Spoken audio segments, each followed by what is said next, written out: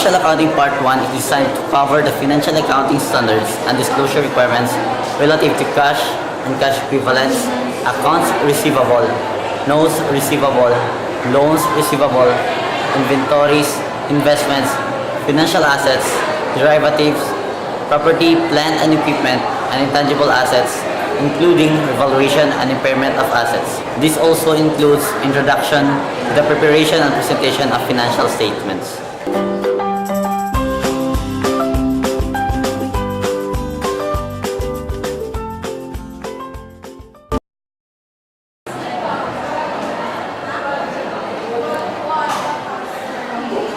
Sudah ba? Jesus, kaning financial accounting, mura na gunag ikaw? Ha? Ano man? Dako kayo coverage. Di ay mura mo nagnaw ni JV god. Ha? Ano man? Ang kay daghan mo guna obstacles god. Takaon mo, mura mo kung nagsayang mura. Nasa doon pangutana. Jama, kana accounting mo mo nagsiruda god. Makabuang. Diyan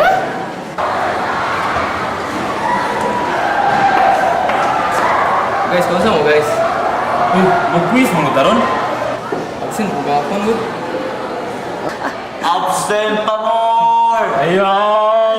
Birahan man. Ito eh, ano sa man siya pinakalisod niya topic para ninyo?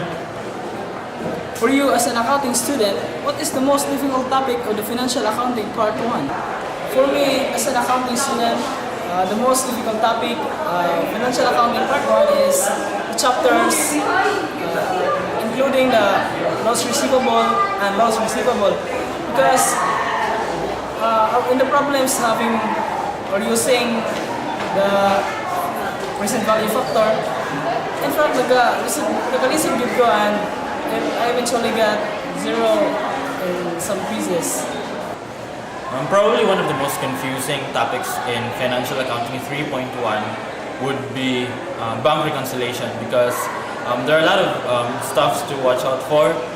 There's credit memos, debit memos, outstanding checks, and a lot of stuff. So, murag maglibog juga kay kailangan mo mahibaw na sa ilang meaning, din sa ilang effects sa ka transactions, and then kanang if may mga errors nga makommit, you should know how to treat the errors. As I journey through financial accounting part 1 twice, the most difficult topic for me is chapters 1 and 2, which tackles about conceptual framework and financial statements, respectively. Maybe it's so odd for some of you to hear that, but really, I struggle that much in the 2 chapters. It is maybe because I'm not that much fan of memorizing, just some sort of familiarization of spreads.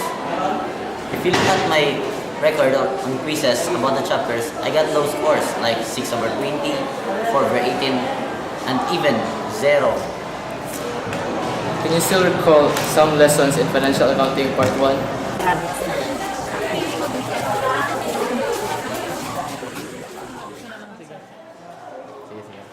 Sige, go. 1, 2, 3, go. Okay, so financial statements are statements by which the information or important data gathered in the financial accounting process is communicated to the users. And then we have different components, or I think there are 6 components of the financial statements. We have the statement of comprehensive income, income statement, statement of financial position, statement of cash flows, notes to financial statement, and the statement of changes in equity. Okay, Thank you.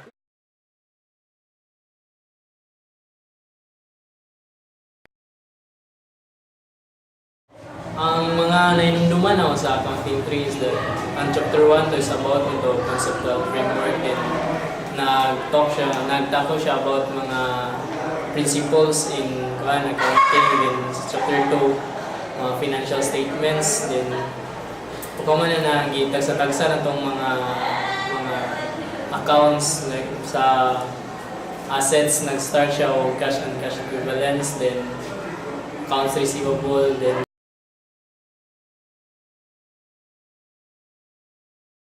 Financial accounting is all about assets, liabilities, and equities, which comprises the statement of financial position. Financial accounting work. Thank you. Thank you.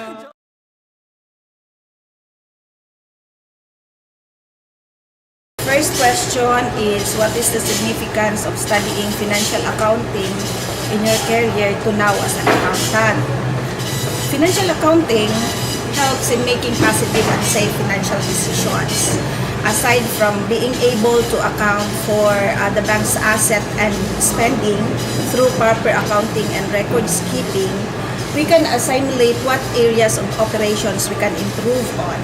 We compare reports of prior years and evaluate the differences in what the bank is doing today and what the bank has done previously.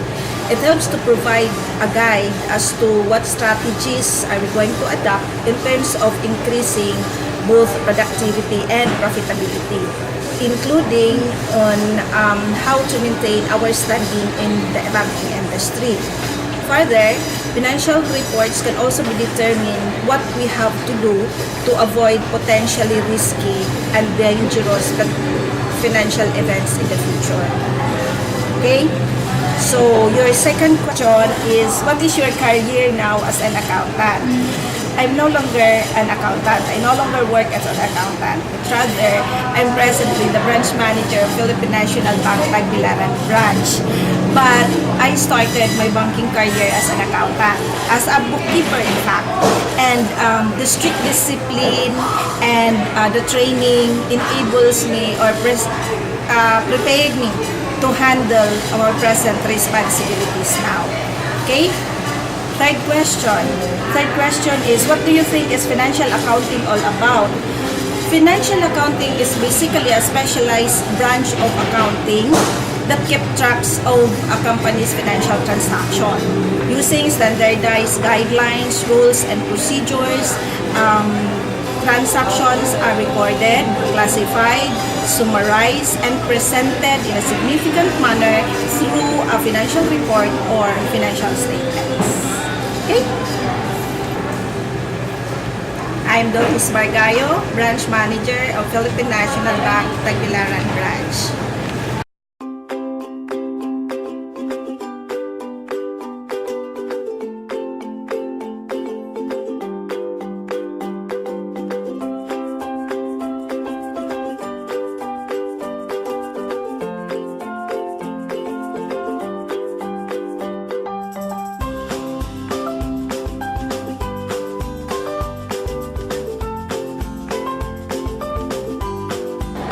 For you as an accounting student, what is the most difficult topic of the student?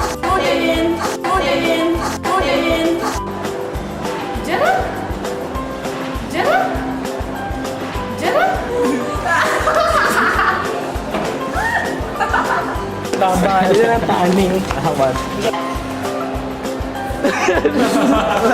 Ulit.